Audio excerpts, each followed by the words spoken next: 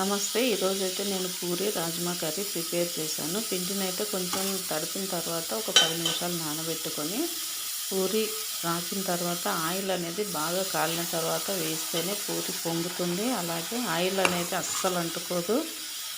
పూరి కూడా బాగుంటుంది. నూనె కాలక ముందు వేస్తే కనుక పూరికి మొత్తం ఆయిల్ అంటే తినడానికి ఇబ్బందిగా ఉంటుంది. నేనైతే మంచిగా కాలిన తర్వాతనే పూరీలు ఒక్కొక్కటి ఇలా వేసేసాను. మనకు తొందర ఉన్నప్పుడు ఒక్కోసారి అలాగే అవుతుంది కదా. ఇంక ఇప్పుడైతే రాజ్మా కర్రీ ప్రిపేర్ చేసినా కదా, అది ఎట్లా చేసినా చూపిస్తా మీకు. ముందు రోజే రాజ్మా అయితే నానబెట్టేసిన ఒక చిన్న గ్లాసుడు.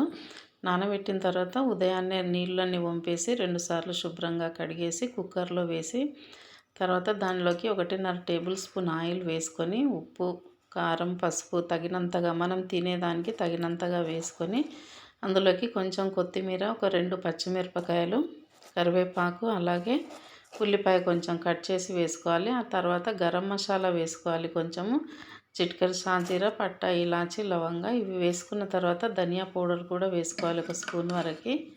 ఇవన్నీ వేసుకున్న తర్వాత ఒక టమాటో కట్ చేసి వేయాలి. అలాగే 2-3 రెక్కల చింతపండు కూడా వేసుకొని 1 గ్లాస్ నీళ్లు పోసి పెద్ద గ్లాస్తోని కుక్కర్ మూత పెట్టేసి ఒక 6-7 విజిల్లు వచ్చేంత వరకు కూడా ఉడికించుకోవాలి. తర్వాత ఇందులోకి ఒక ఆలు అయితే కట్ చేసి వేయాలి. కొంచెం ఉడికిన తర్వాత అది వేసుకోవాలి. అది తొందరగానే స్మాష్ అయిపోతుంది కదా.